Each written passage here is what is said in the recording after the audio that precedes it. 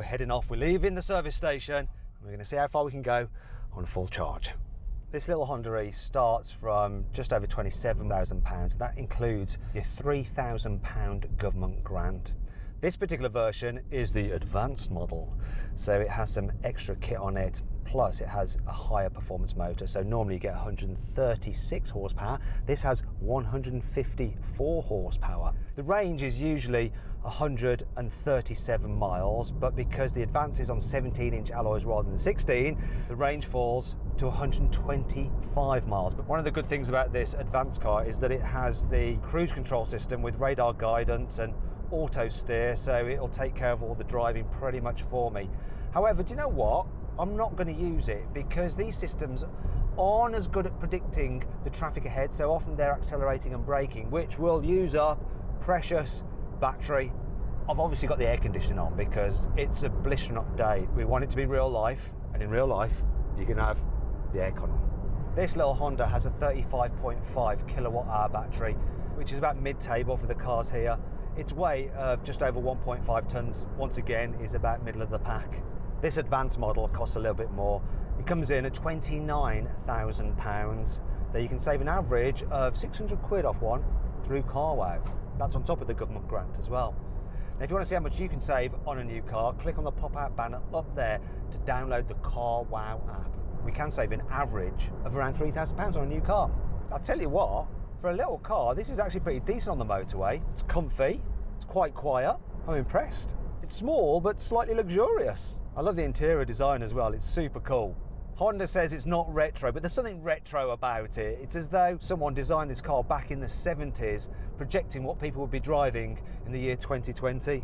I love all the screens and the funky door mirrors, which aren't door mirrors, they're actually cameras. You've got little cameras poking out the side of the car because that reduces the drag, improves your range. So we'll see what effect that has today. Now we're just coming off the motorway because a lot of people probably think with these kind of cars, small electric cars, you're going to be driving them in town mainly. That's what they're for. So we're going to go around town now and we'll work out when you're just driving around town how far each of these cars will go. One of the great things about the Honda is that it has a one pedal mode. So all I have to do is press a button down here and the car will give me extra regenerative braking, so it really does slow the car quite severely when you lift off the accelerator, so you don't actually have to use the brake at all. The other cars don't have that facility. You can increase the regen braking on them so they will slow quite strongly, but not in the same way that this does. I love one pedal when you're in town. It just makes everything easy. Also, every time I'm lifting off, I'm recouping energy, putting it back in the battery. It can help maximise my range. The suspension is a bit on the firm side, so when you go over rough surfaces you do get a bit of jiggling going on, but it's not bad. Just nip ahead of this guy. Oh, the pickup's pretty good. Actually feels sporty. The motor's in the back, so you get pushed along. It's rear wheel drive. The steering's pretty nice as well. One of the great things about the Honda E is its tight turning circle. That makes it so manoeuvrable and dead easy to park. I love it for that. Okay, that's the town section done. And this car averaged 3.7 miles per kilowatt hour. So Mini, what did you do? 3.8 miles per kilowatt hour in the Mini. How about the up? 3.7 miles per kilowatt hour.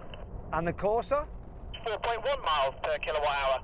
How about the 208? 4.2 miles per kilowatt hour. And finally then, the Zoe. The Zoe's taken it. It's done 5.2 miles per kilowatt hour. Wow, that's actually impressive. Right, I've jumped into the Mini E now, and it feels quite different from the Honda right from the get-go. It feels heavier, though it's actually lighter. It's 1,365 kilos. I think it's to do with the weighting of the controls. They're just more kind of chunky and substantial. The car has a sportier stance on the road. It feels pretty solid. It's also quicker, like you put your foot down in this and it just absolutely takes off. It's got a 184 horsepower motor and it can do 0 to 16 in 7.3 seconds, whereas the Honda E is 8 seconds. But the difference feels more than that when you're actually driving them. It's quite nice actually. It's as quiet as the Honda E. Is it as cool looking? This is a bit overstyled if you ask me. That's more modern. Now we're entering a roadwork zone, so we're having to drop the speed slightly, which is handy because this car doesn't have the biggest battery. 32.6 kilowatt battery.